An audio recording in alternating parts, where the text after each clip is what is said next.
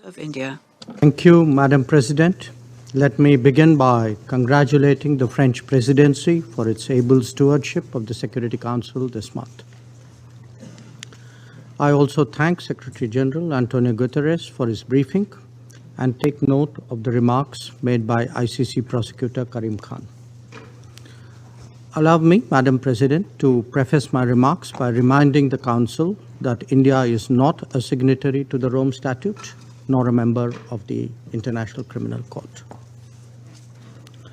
Madam President, the trajectory of the Ukraine conflict is a matter of profound concern for the entire international community.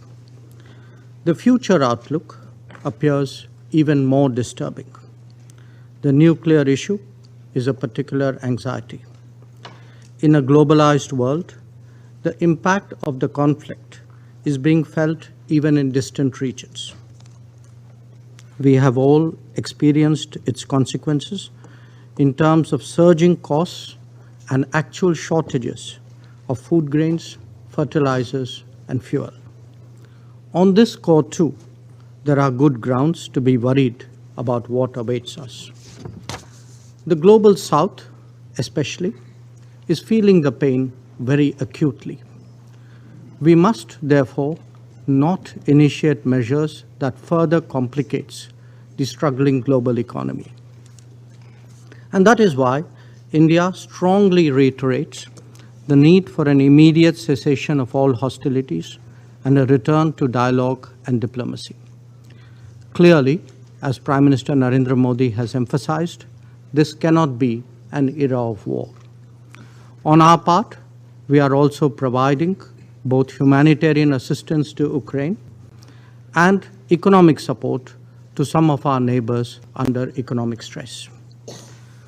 Turning to the specific topic before the Council today, let me emphasize that even in conflict situations, there can be no justification for violation of human rights or of international law. Where any such acts occur, it is imperative that they are investigated in an objective and independent manner.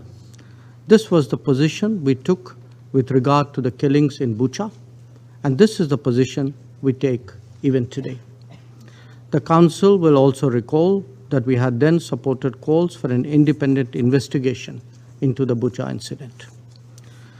The fight against impunity is critical to the larger pursuit of securing peace and justice. The Security Council must send an unambiguous and unequivocal message on this count.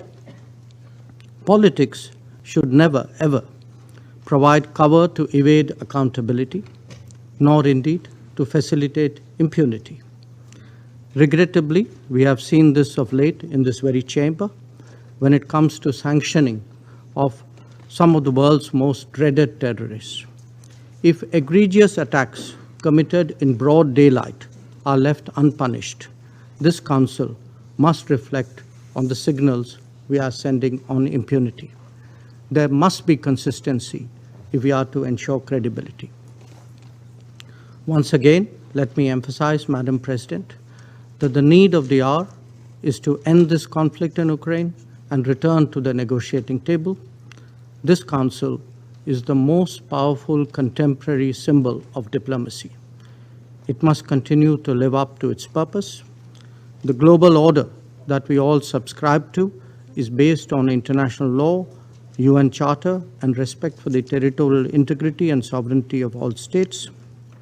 These principles, too, must be upheld without exception. I thank you, Madam President.